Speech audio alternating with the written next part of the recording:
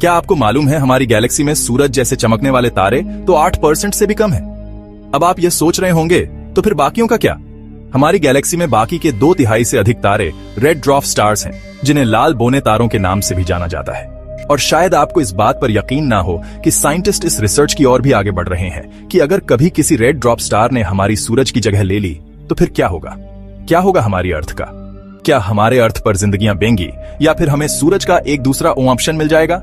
और इससे भी बड़ी बात तो यह है कि हमारे साइंटिस्ट इस रिसर्च के भी और भी आगे बढ़ रहे हैं कि क्या इन रेड ड्वार्फ स्टार्स के इर्द गिर्द भी जिंदगियां हैं या फिर किसी एक्सोप्लैनेट को हम इंसानों के अगले ठिकाने की तरह देख सकते हैं। कुछ ऐसे ही इंटरेस्टिंग सवालों के साथ हम शुरू करते हैं हमारा आज का यह वीडियो। दोस्तों, यह तो हम जानते ही हैं कि हमारे ब्रह्मांड में अनगिनत तारे मौजूद हैं और अब तो हम यह भी जान चुके हैं कि उनमें से करीब 73 और 75% तो रेड ड्वार्फ तारों की ही कैटेगरी में आते हैं।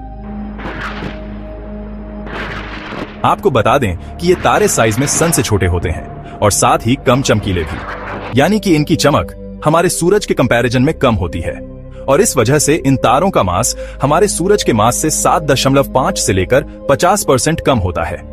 वहीं जहां तक बात टेम्परेचर की है तो बता दें कि इन रेड ड्वार्फ स्टार्स का average surface temperature 3500 degree Celsius तक होता है, जबकि हमारे सूरज का सरफेस टेम्परेचर 5505 डिग्री सेल्सियस तक होता है। तो शायद अब आप समझ सकते हैं कि ये रेड ड्वार्फ स्टार्स हमारे सूरज के कंपैरिजन में कितने ठंडे होते हैं और शायद इसलिए इन्हें ठंडे तारे भी कहा जाता है।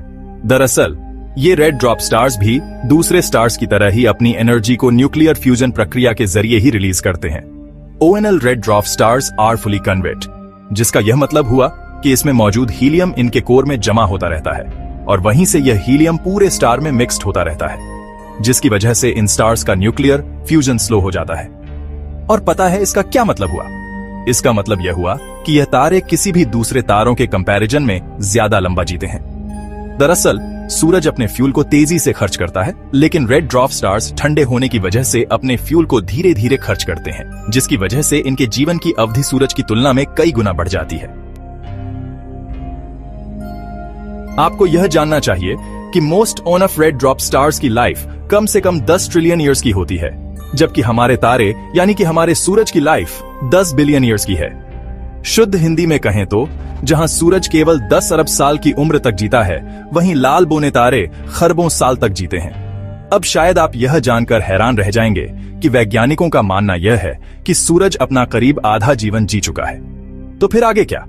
आपके दिमाग में भी यही ख्याल आ रहा होगा कि अगर सूरज से इन लाल बौने तारे को रिप्लेस कर दिया जाए तो क्या होगा। तो दोस्तों, इस